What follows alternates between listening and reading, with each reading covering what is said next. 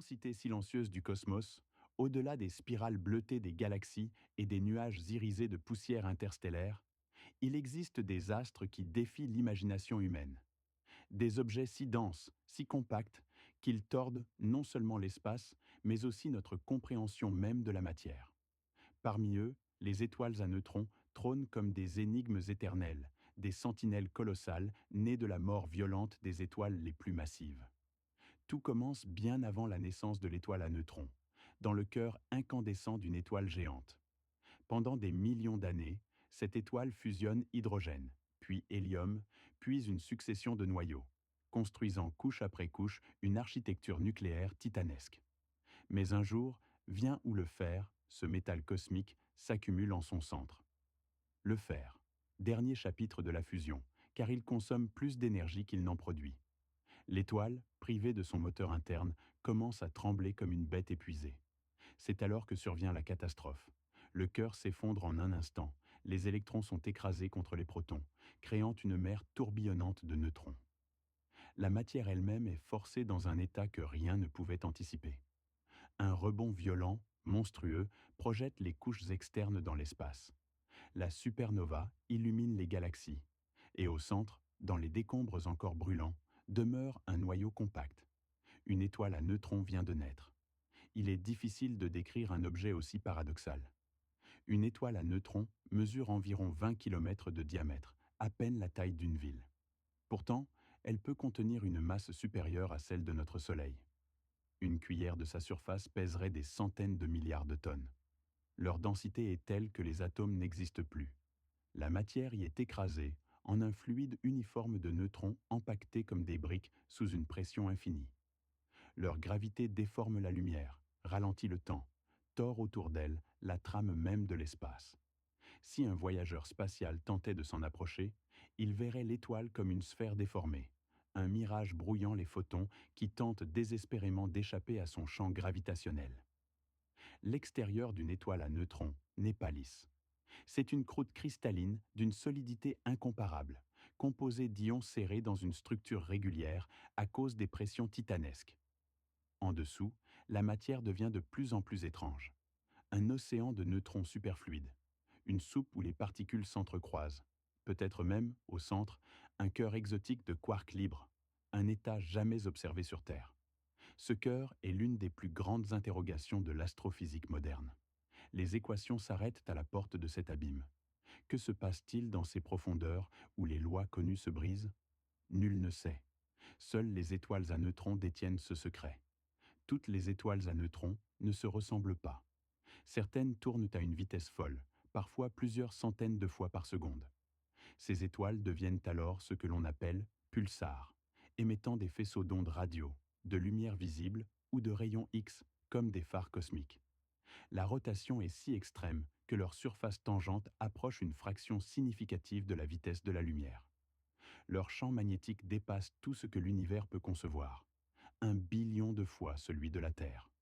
À chaque rotation, leurs faisceaux balayent l'espace, produisant un signal régulier, presque parfait, qu'on détecte comme un battement.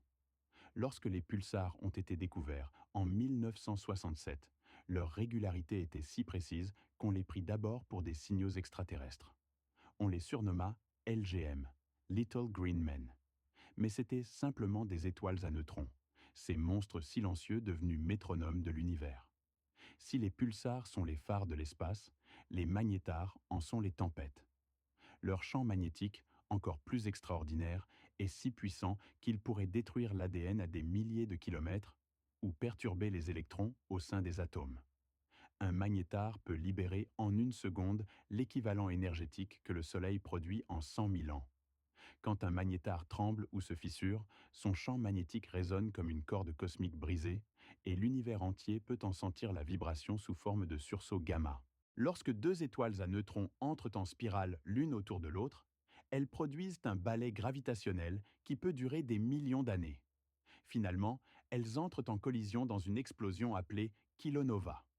Ce cataclysme fabrique des éléments lourds comme l'or, le platine, l'uranium, tout l'or de la Terre, celui de nos bijoux, celui dans nos ordinateurs, celui enfoui dans les montagnes, pourrait provenir de la fusion d'étoiles à neutrons, survenus des milliards d'années avant même la naissance du Soleil. On pourrait croire que ces astres demeurent immobiles, mais l'univers continue de les façonner. Leur rotation ralentit, leur champ magnétique se dissipe, leur énergie finit par s'éteindre. Pourtant, même lorsque leur lumière s'évanouit, leur masse colossale continue de courber l'espace, de laisser une empreinte fantomatique. Elles nous rappellent aussi notre propre petitesse. Face à une étoile à neutrons, l'être humain est un souffle, un grain de poussière cosmique. Et pourtant, c'est nous qui les contemplons, nous qui cherchons à comprendre leurs secrets, nous qui écrivons leur histoire. Au fond du ciel noir, là où les constellations semblent briller comme des cicatrices de lumière, se trouvent peut-être des étoiles à neutrons dont nous n'avons pas encore capté le champ. Elles tournent, vibrent, scintillent, parfois invisibles, parfois furieuses, parfois silencieuses. Elles témoignent d'un univers violent mais majestueux, d'une nature capable de beauté même dans ses excès les plus terrifiants. Les étoiles à neutrons sont des monuments de brutalité et de grâce. Elles sont les témoins immobiles des morts stellaires, mais aussi les forgerons des métaux précieux, les architectes invisibles des galaxies et les messagères de la physique ultime. Et tant que nous lèverons les yeux vers le ciel, tant que nous écouterons leurs pulsations lointaines, leur histoire continuera de vivre. Lorsque deux étoiles à neutrons entrent en spirale l'une autour de l'autre, elles produisent un balai gravitationnel qui peut durer des millions d'années. Finalement, elles entrent en collision dans une explosion appelée kilonova. Ce cataclysme fabrique des éléments lourds comme l'or, le platine, l'uranium, tout l'or de la Terre, celui de nos bijoux, celui dans nos ordinateurs, celui enfoui dans les montagnes, pourrait provenir de la fusion d'étoiles à neutrons, survenue des milliards d'années avant même la naissance du Soleil. On pourrait croire que ces astres demeurent immobiles, mais l'univers continue de les façonner. Leur rotation ralentit, leur champ magnétique se dissipe, leur énergie finit par s'éteindre. Pourtant, même lorsque leur lumière s'évanouit, leur masse colossale continue de courber l'espace, de laisser une empreinte fantomatique. Elles nous rappellent aussi notre propre petitesse.